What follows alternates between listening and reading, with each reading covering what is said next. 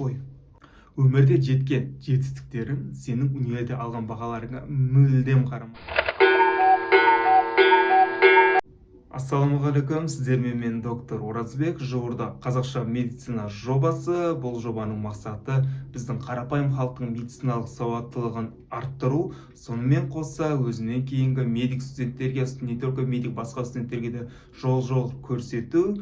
Былай айтқанда ақыл кеңес айтып отыру. Ақыл кеңес айтатында сен кімсің дейтін болсаңыздар, мен 9-шы класты бітірген соң 3 жыл академик лицейде, 7 жыл мен академияда оқып келе жатырмын. Құдай қаласа осы жыл бітіремін. Алдағы да тоже былай айтқанда оқуды тоқтатып қою мақсатым емес. Резидентурада тоже 3 жыл оқимын, Құдай қаласа. Сонда есептейтін болсақ, былай айтқанда 13 жылдық оқу орнында, жоғары оқу орнында оқып келе жатқан болып есептенемін. Соның үшін еш уайымдама, еш қиыншылықсыз өзімнен кейінгі студенттерге ақыл кеңес айта аламын. Бүгін де сол студенттермен қиыншылықтар жайында уайым, қайғы, яғни депрессияға түсіп кеткен жағдайларда, студенттер стипендиядан құлап қалса не істеу керек, сол жайлы сөйлесетін боламыз. Каналға тіркеліп қойыңыздар, достарыңызбен бөлісіп отырыңыздар.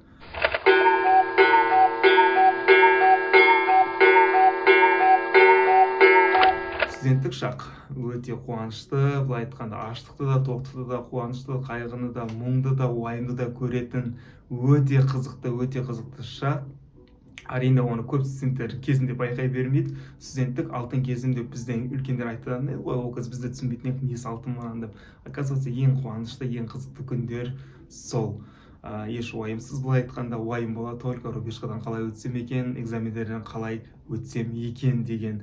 Бүгін осы жайлы айтатын боламыз. Студент қандай кезде қуанады, қандай кезде депрессияға түседі дейтін болса, ең көп жағдайда, былай айтқанда көбінесе депрессияға, уайымға, мұңға түсіп кетеді. Оның себептеріне келетін болсақ, ең бірінші ол, мысалы үшін мектепті бітіріп келді, университетке түсті, өзінің күткендей болмай қалды, мысалы үшін сабақтар қиын, естественно қиын медицинада, сосын төмен баға алып қалуы бірінші кезде көп, былай айтқанда стресс алады.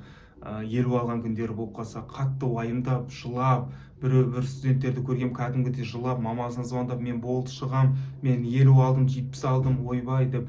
Нет, былай қатып қалған қағида жоқ, сен всегда 50 алуың керек деген. И синдром отличник деген нәрсе бар, ондайды да қатты мен қолдай бермеймін.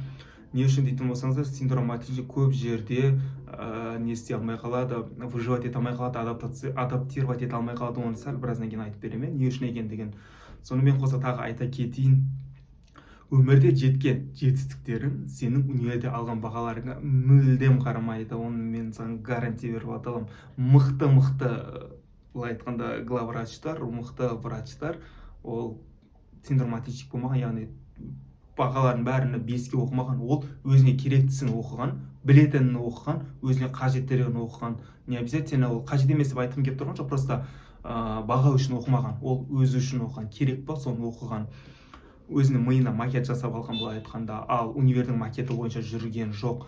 Сонымен қоса, хороший студент, хороший врач, плохой студент, главврач дейді ғой, сол мақалда былай айтқанда шындыққа чуть жақындау.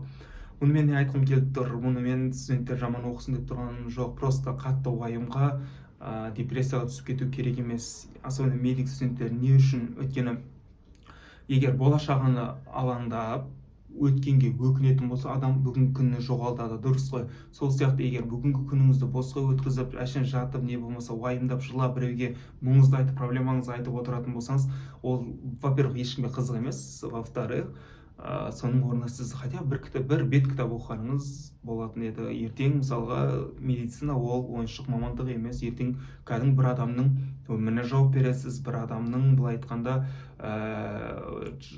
жанымен қоса тәнін емдейсіз, былай айтқанда медицина жағын өзіңіз біліп тұрсыз, таңдаған соң қандай қиын екендігін біліп түсіп тұрсыз.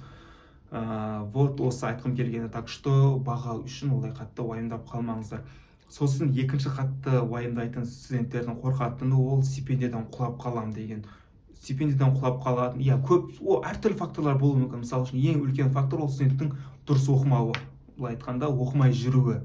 Студент оқымай жүрген соң, естественно, стипендиядан құлап қалады. Стипендия деген ол айтуы мүмкін, какой-то біраз универдің ақшасы азғана, онсыз да күн көре аламын деп стипендия жайлы басқа роликтерді айтатын боламын. Бүгін мен стипендиядан құлап қалған кезде не болуын айтып кетсем, стипендиядан ұшып кеткен студент қандай жағдайда ұшып кетеді? Біріншіден, өзі оқымаған кезде, вообще оқымай жүретін студенттер бар, былай айтқанда тупой.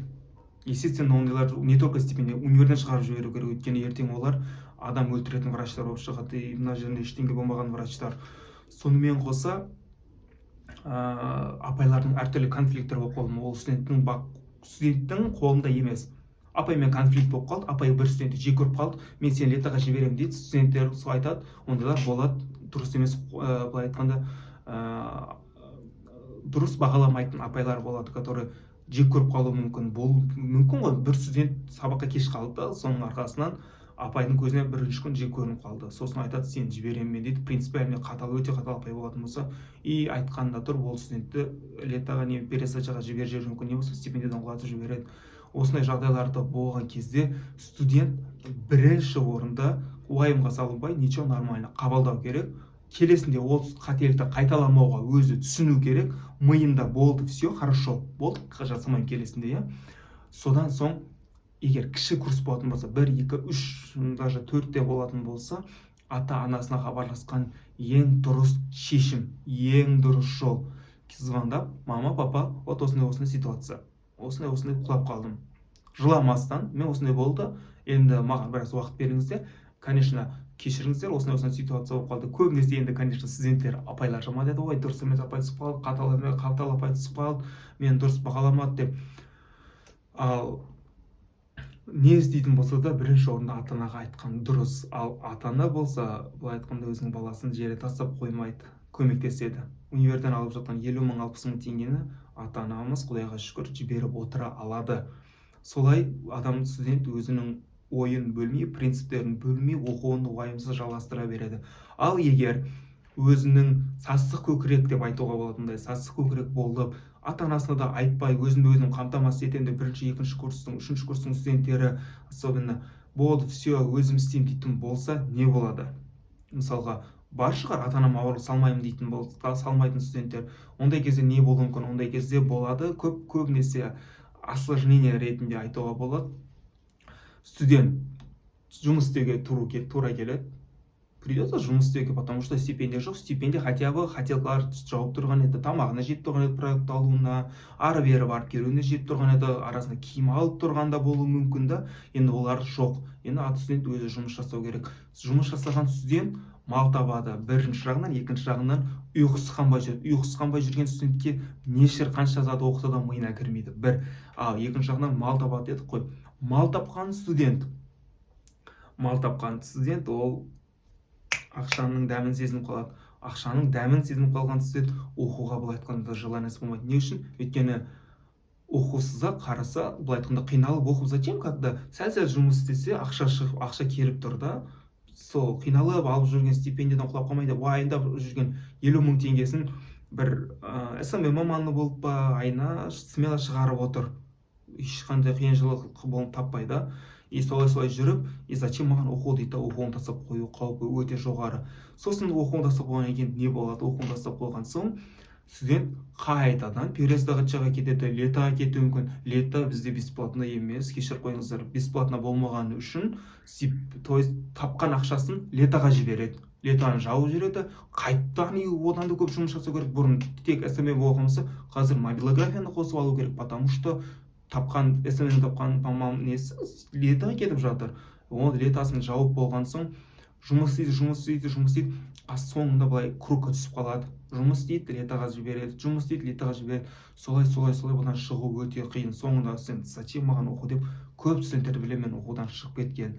Сол үшін былай айтқанда, енді стипендия өте маңызды екендігін осы жерде түсінуге болады. Стипендия маңызды маңызды еместігін платныйда оқитын студенттерден сұрасаңыздар, өте жақсы айтып береді сіздерге.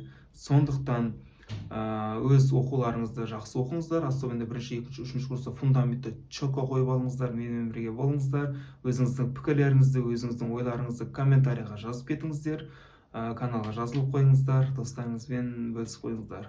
Тағы да рахмет назарларыңызға.